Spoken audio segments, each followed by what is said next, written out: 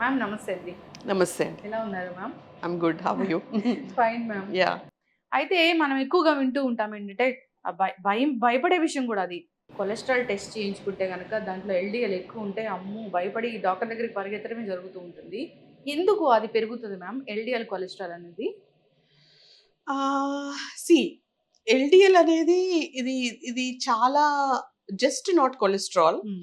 It can be linked to other diseases as well. Hmm. ఇప్పుడు మీరు pre diabetic ఉండి అది తెలియకుండా మీరు అలాగే కంటిన్యూ అయ్యి మీ హెచ్‌బీఏవన్సీ పెరిగిపోయి that can lead to again cholesterol issues.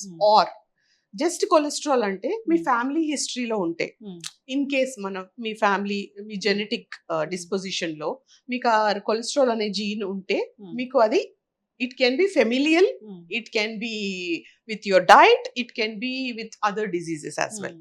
So three reasons ఉన్నాయి దానికి. సో ఫస్ట్లీ ఇప్పుడు మీరు if you think it is familial, మనం దానికి ఏం చేయలేము.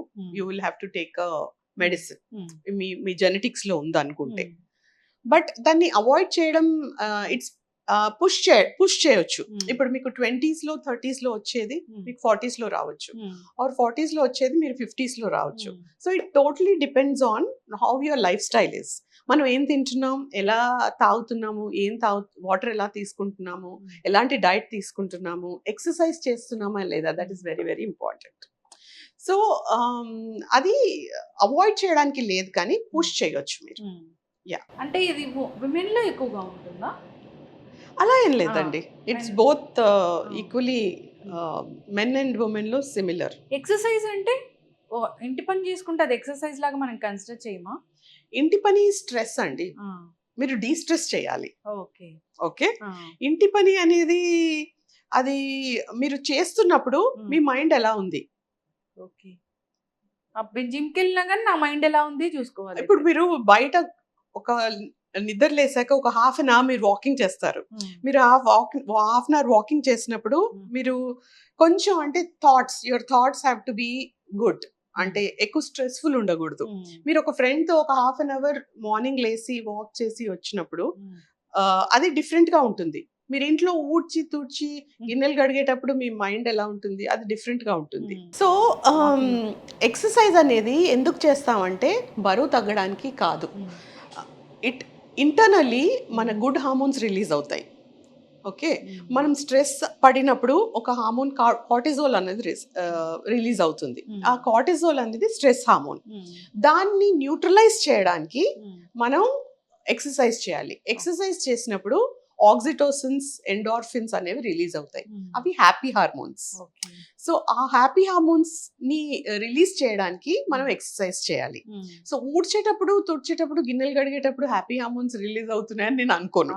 ఓకే, అవ్వవు. సో దాని గురించి మీరు ఏదైనా ఒక ఫార్మ్ ఆఫ్ ఎక్సర్సైజ్ చేయాలి. యోగా గానీ, ఉమెన్ కి అయితే యోగా గానీ, men can go walking, jogging, gym, ఏదైనా. So I understand for women morning లేగానే పిల్లల్ని చూసుకోవాలి, ఫ్యామిలీ చూసుకోవాలి, ఇదంతా ఉంటుంది మనకి. బట్ ఒక హాఫ్ అన్ అవర్ ముందు లేస్తే you have to have that half an hour for your yourself half an hour లో మీరు బ్రీదింగ్ ఎక్సర్సైజెస్ కానీ చాలా వీడియోస్ ఉన్నాయి మధ్య యూట్యూబ్ లో, ప్రాణాయామం కానీ, ఏదైనా యోగా కానీ, ఎనీథింగ్. ఆర్ జస్ట్ గో మీ టెర్రస్ మీద ఒక హాఫ్ అన్ అవర్ వాక్ చేసుకొని కిందకి వచ్చేసి, ఆర్ వాట్ ఎవర్ కిచెన్ లోకి వచ్చేసి మీరు హాట్ వాటర్ ఒకటి తీసేసుకొని యూనో కొంచెం ఒక 5 minutes కూర్చున్నాక then you start your house work. అలా చేయకూడదు. మీరు మార్నింగ్ లేసి ఓన్లీ మీ గురించి చూసుకోండి అని నేను అనట్లేదు. ఇప్పుడు మనం ఫ్లైట్ లో వెళ్తున్నప్పుడు ఏం చెప్తారు, when you have a child with you, first put a mask for your self, తర్వాత మీ చైల్డ్ కి మాస్క్ పెట్టండి, ఆక్సిజన్ మాస్క్ అని చెప్తారు. That is you take care of your self.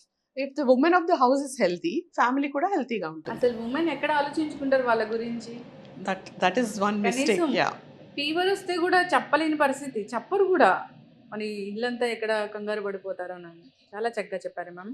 ఇప్పుడు కొలెస్ట్రాల్ పెరిగింది మ్యామ్, పెరిగితే ఏమవుతుంది అసలు? బ్యాడ్ కొలెస్ట్రాల్ పెరిగితే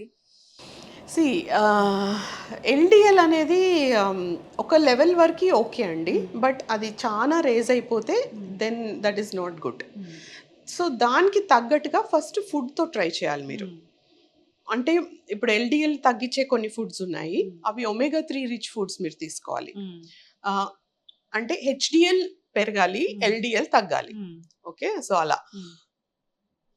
తగ్గాలంటే మీరు ఒమేగా 3 రిచ్ ఉన్న ఫుడ్స్ తీసుకోవాలి. మ్మ్. ఒమేగా 3 రిచ్ ఉన్న ఫుడ్స్ ఏంటి? మన వాల్నట్స్, మ్మ్. ఆలివ్ ఆయిల్, మ్మ్. ఇంకొకటి Fish. వచ్చేసి ఫిష్, మ్మ్. Salmon, any kind of fish తీసుకోవచ్చు. మ్మ్. ఇంకా అది కాకుండా మ్మ్. ఫైబర్ అనేది ఎక్కువ తీసుకోవాలి. మ్మ్. సో ఫైబర్ అనేది ఎక్కువ తీసుకుంటే మన కొలెస్ట్రాల్స్ కూడా బాగుంటాయి బాడీలో. ఫైబర్ అంటే ప్రీబయోటిక్ మ్మ్.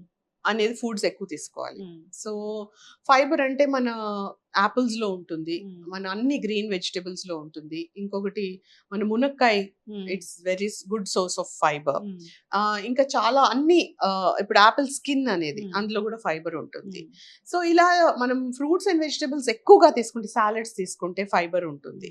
సో కొంచెం రా ఫార్మ్ ఆఫ్ వెజిటబుల్స్ తీసుకుంటే మ్మ్. ఆర్ ఫ్రూట్స్ తీసుకుంటే ఫైబర్ అనేది బాగుంటుంది. మ్మ్. దే 3 టైప్స్ ఆఫ్ ఫైబర్ అండి: సాల్యుబుల్, ఇన్సాల్యుబుల్, రెసిస్టెంట్ స్టార్చ్. మ్మ్. ఈ 3 టైప్స్ ఆఫ్ ఫైబర్స్ మన ఫుడ్ లో ఎక్కువగా తీసుకోవాలి. మ్మ్. సో ఈ ప్రీబయోటిక్స్ లాగా పనిచేస్తుంది, ఇంకోటి మ్మ్. ఫైబర్ లాగా కూడా పనిచేస్తుంది. ఎట్లా చెప్తారు ప్రీబయోటిక్ ప్రోబయోటిక్? దాన్ని మేము ఎలా తెలుసుకోవాలి? ప్రీబయోటిక్స్ అంటే ఏం లేదండి, ఇవన్నీ వర్డ్స్. మ్మ్. బట్ మ్మ్. మన ప్లేట్లో మ్మ్. మనం ప్లేట్ తీసుకున్నప్పుడు మ్మ్. కొంచెం కలర్ఫుల్ వెజిటేబుల్స్ ఒక సైడ్, ఇంకా కొంచెం దాల్, లెగ్యూమ్స్లో కూడా ఫైబర్ ఎక్కువ ఉంటుంది దాల్స్లో. మ్మ్. ఇంకొకటి ఒక source of protein. Hmm. Okay, మన లెగ్యూమ్స్ కానీ దాల్ కానీ అలా, పన్నీర్ కూడా, టోఫు అలాంటివి తీసుకోవచ్చు. మ్మ్. ఇంకొకటి సైడ్కి మనం రోజు ఒక కప్ ఆఫ్ పెరుగు మ్మ్. అలా తీసుకుంటే, బ్యాలెన్స్ డైట్ తీసుకుంటే మ్మ్. మన కార్బోహైడ్రేట్స్, ఫ్యాట్, ప్రోటీన్ అన్ని సరిగ్గా సరిపోతుంది.